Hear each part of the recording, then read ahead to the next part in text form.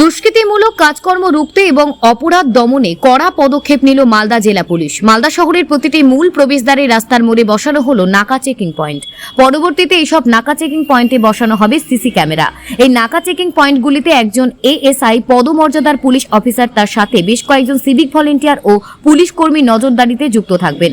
মালদা শহরের প্রবেশের ক্ষেত্রে যেগুলি মূল রাস্তা রয়েছে সেইগুলি জায়গাগুলিতে বেছে নিয়েই এই নাকা চেকিং পয়েন্ট তৈরি করেছে জেলা পুলিশ। এর ফলে সন্দেহজনক গতিবিধির যে কোনো যানবাহন অথবা মানুষদের দাঁড় করিয়ে তদারকি চালাতে পারবে কর্তব্যরত পুলিশ অফিসার ও কর্মীরা। জেলা পুলিশের এই পদক্ষেপকে সাধুবাদ জানিয়েছেন মালদার ব্যবসায়ী মহল থেকে শুরু করে সাধারণ মানুষ।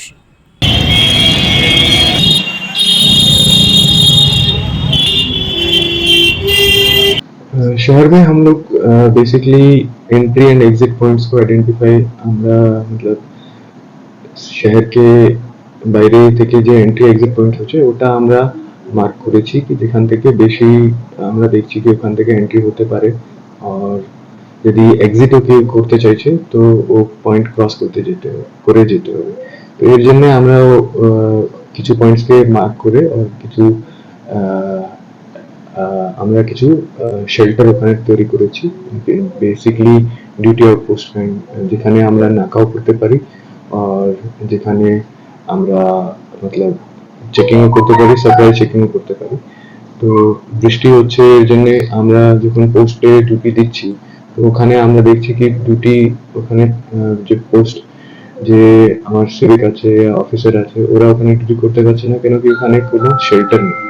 তো এর জন্য আমরা 6-7 পয়েন্ট এরকম রিকগনাইজ করেছি যেখানে এন্ট্রি এক্সিট পয়েন্ট বেশি ইম্পর্টেন্ট আছে। যদি কিছু ইনসিডেন্ট হলে আমরা ওটাকে অ্যাক্টিভ করতে পারি আর ওই পয়েন্টসে আমরা চেকিং স্টার্ট করতে পারি, সারপ্রাইজ চেকিং।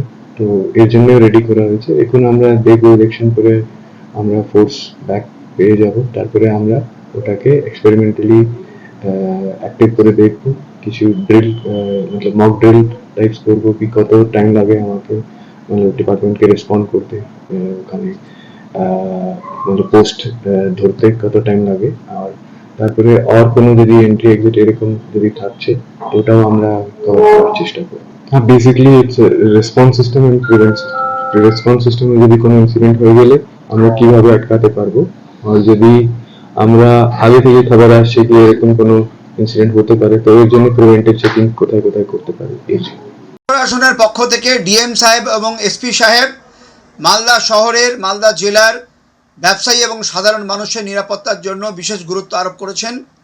ইতিমধ্যে আমরা দেখেছি যে আমাদের ইংলিশ বাজার শহর ঢুকতে গিয়ে বিভিন্ন স্থানে নাকা চেকিংয়ের একটা বন্দোবস্ত করেছেন।